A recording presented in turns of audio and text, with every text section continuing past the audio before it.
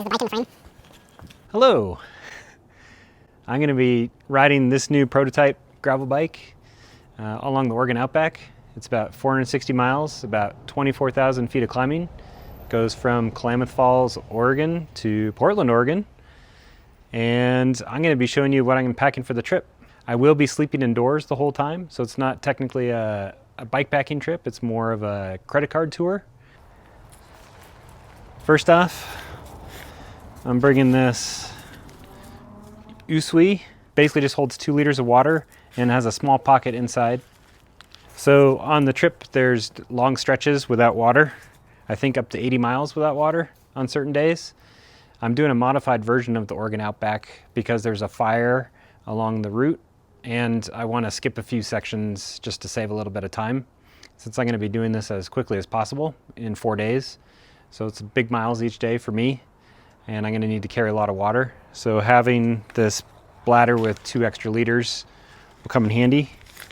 On the bike, I have a 1 liter bottle at the bottom and then 2 750 milliliter bottles. So in total, I'm carrying about, what's that, 2, 3, 4.5 liters of water. Okay, let's get down to what I'm packing. I'm just gonna pull stuff randomly out of this bag. I got some shorts for off the bike riding. What else we got? We got some bib shorts. These are or not bib shorts. I love them. I'm pretty much wearing all or not stuff while I'm riding because it fits great and it's made in California, which is pretty cool. Got a lightweight t-shirt. Got some sandals. Got this or not jacket. It's water resistant and wind resistant. Got a super bright pair of riding socks made by Silka. These will make me a little bit more aerodynamic. Maybe I'll save a couple watts and get to my destination a couple seconds faster. But the bonus is they're super bright, so when I'm pedaling on pavement, cars can see me a little bit because you got some moving objects in front of you. I got this Katadyn water filter. It's a 1 liter. Oh, got some Ombraz sunglasses. I'll be wearing this while I'm riding, and then my regular glasses will just be in this little pouch. Got some long finger gloves made by Hand Up. They're the summer weight version, so they're almost a see-through mesh on the top. No padding. I don't like padding in my gloves, and just to give a little bit of protection when I'm riding. Got my little spot tracker. I got the Octopus of Power. This is a little plug to connect all the rechargeable things I'm bringing. I like the pink color because it's easy to find, even in the dark. Well, yeah, there'll be room for snacks, hopefully. That's important. Yeah. Food, fuel. Got a little Rene Ayres pump. This thing's super tiny. I don't expect to have any issues. I rarely have issues when I ride on normal days, so just a small pump that'll do the job. Let's see, got the SRAM Axis battery charger. I got this little pouch here, and this is full of all my toiletries. I got some sunblock, toothbrush, toothpaste, some bandages, some pills if I get hurt, some TP if I need to do an emergency restroom stop, hand sanitizer for the same reason, and a little chamois cream just in case. So this little ditty bag keeps everything in one spot. Okay, and last but not least is all the little extra bike tools and supplies that I'll be bringing. I got a couple of TPU inner tubes from Rene Ayres, and inside one of the boxes here is a tire boot and some patches for these type of tubes. The fix-it sticks with interchangeable bits. I really like this tool because it acts like a shop tool, but then it's pretty compact once you break it down. And it does come with, or I'm bringing a few extra bits to cover all the spots on my bike. I also like it because you can customize it for each bike you own, so you can just have the bits you need and nothing else. Here's the spare SRAM battery.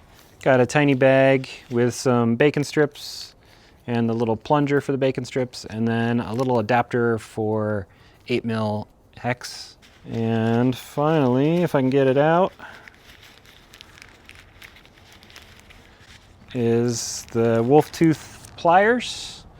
These have some extra master links for the SRAM flat top chain. It has a tire lever and the ability to connect and break a chain master links. So I'm packing fairly light. I'm basically doing 4 day rides, just long day rides in a row. So I feel like I don't need to pack everything to do that. I'm keeping my toolkit as minimal as possible. I only expect to have at most tire issues, and I have everything to cover that. There you go. That's what I'm bringing on my trip. Tell me when it's like that, more centered.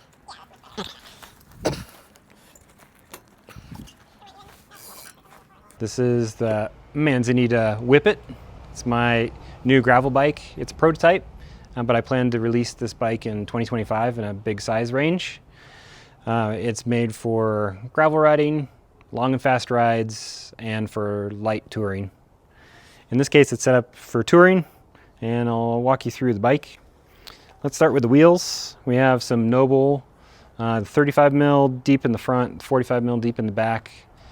They're laced to DT Swiss 350 hubs, and they are shod with Rene Air 700 by 55mm knobby tires in the endurance casing. I really love these tires. I've used them for years now. They roll fast, they feel good, off-road and on-road. The cockpit is the NV in-route system, so I got the NV 80mm stem with the NV aero bars. This profile is super comfortable on the palms, just nice wide area. And then I have the SRAM Apex Axis shifters, the wireless shifters. I got the Wahoo Roam for navigation, and under that mounted is the exposure joystick headlight. I don't plan to ride at night, but just in case I do, I have a way to be seen. I have the tail fin top tube bag bolted onto the frame. That way it's super stable, it won't bump into my knees. It has a really easy to use mechanism for getting in with one hand. The frame bag is something I sewed up a couple days ago. Don't look closely, it's awful, but it'll do the job. Let's see, we got some king cages holding all my bottles. Got the King Iris on the bottom because that's super secure, won't eject a bottle at all. And these regular king cages are a little bit easier to pull out sideways to get water, even with the cramped frame bag. So the White Industries crank is using a 40-tooth ring and 165mm crank arms. I'm testing out 165. It's all the rage right now to go with a shorter crank arm.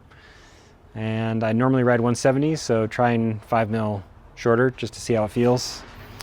I'm using some older Shimano 2-bolt style pedals that only have an attachment point on one side. I really like these. I think they don't make them anymore. I can't remember the model name, but they're great for gravel riding. We have the SRAM GX Axis rear derailleur and the SRAM, I think it's an XX 10 to 52 tooth cassette. That gives me all the gearing, hopefully, that I'll need for this ride. We have an NV seat post and a Selle Italia saddle. I can't remember the model name. It's one of the newer ones. Oh, and we're running an older Revlate Viscacha seat bag I've had for at least a decade now. Tried and true. It's got some wear marks on it, but it still does the job. Tucked in underneath the saddlebag is a tiny light made by an old frame builder in Portland named Star Michael Bowman. He used to sell these out of his bike shop in Portland. It's a nice, cute little light. And that concludes the tour of my bicycle. Thanks for watching. Don't forget to like and subscribe. I really like the fact, and this is not intentional, that the frame bag strap goes over the I and the T in Manzanita. So now it's Manzana. That's okay. I'm going on a bike trip. Let me show you what I'm going to have. I have this handy dandy thingy. I'm going to strap on my back, and then I'm going to put all this stuff in there. Maybe you can be the YouTube personality. You can sell my bikes.